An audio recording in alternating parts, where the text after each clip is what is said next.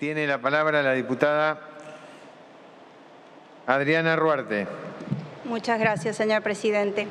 Señor presidente, en mi exposición voy a dejar de lado todas las cuestiones técnicas que ya los diputados preopinantes han realizado y han planteado. Y solo voy a centrarme en algunos aspectos por los cuales voy a votar en contra este proyecto de ley. En primer lugar, decir que como cordobesa claramente se trata de una iniciativa inconstitucional que desconoce la realidad productiva de mi provincia. Esta medida no solo va a afectar a los ricos y las grandes empresas, sino a todos los sectores, gravando los bienes afectados a la producción, porque Córdoba es una provincia productiva. Particularmente para nosotros, los cordobeses, va a significar la transferencia, la injusta transferencia de los recursos productivos locales hacia el ámbito federal, lo que hace totalmente incierto que los cordobeses vayamos a obtener algún beneficio de un tributo de esta naturaleza.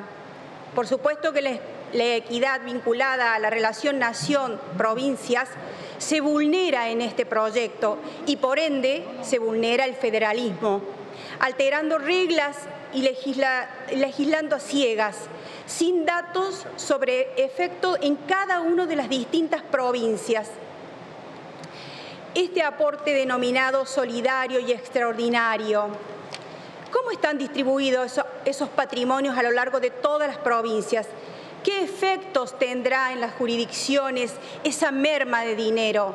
¿Por qué solo el Estado Nacional, si gran parte de las asignaciones del aporte extraordinario tienen competencia jurisdiccional en las provincias? Un aporte extraordinario no puede carecer de esas respuestas. Y yo, señor presidente, necesito darle respuesta a los cordobeses. En segundo lugar, y que ya con una mirada un poco más amplia, en este contexto de pandemia global y tal cual como lo decía el diputado preopinante, en la que decía que es una pandemia mundial, en todos lados están apostando las economías y a los grandes capitales como promotores de la reactivación de esta crisis post-pandemia. Se promueven herramientas fiscales y monetarias que incentiven el sector privado a invertir, generando fuentes genuinas de empleo, con ayuda a superar la crisis provocada por este COVID-19. En Argentina, lamentablemente, parece que estas prácticas no son imitables.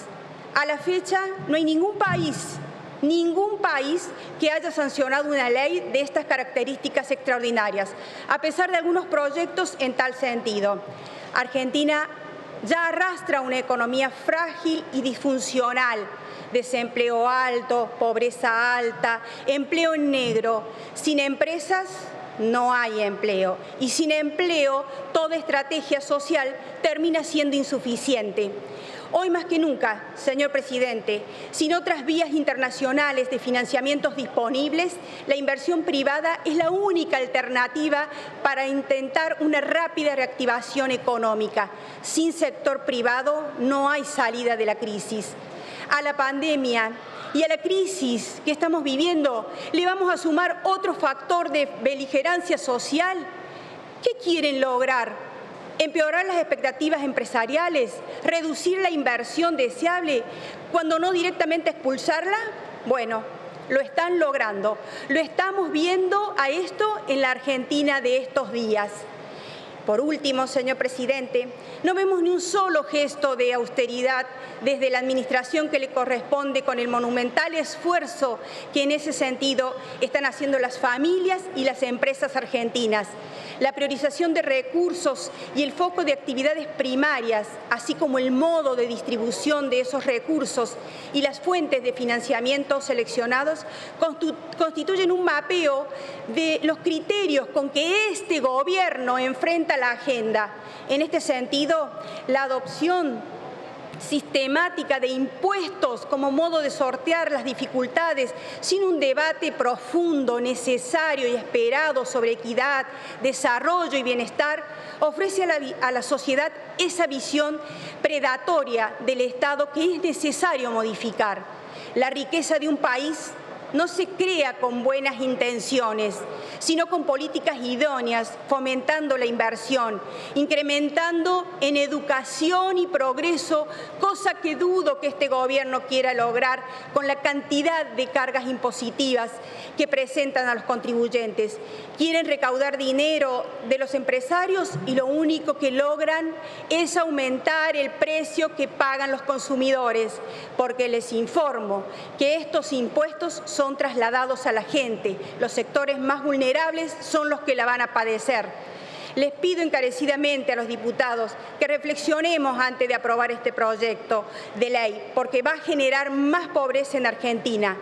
Con un impuesto excesivo, con un impuesto absorbe una parte importante de la renta, ya está afectando una garantía constitucional que es el derecho a la propiedad. Y en un caso muy fácil de entender, si los bienes gravados tienen una renta y esa renta es inferior al impuesto, el contribuyente tiene que salir a vender parte de su patrimonio para pagar el impuesto. Y ahí es donde está siendo afectado el derecho de propiedad. Y no hay que ser científico para darse cuenta de esto. Gracias, señor presidente. Gracias, diputada.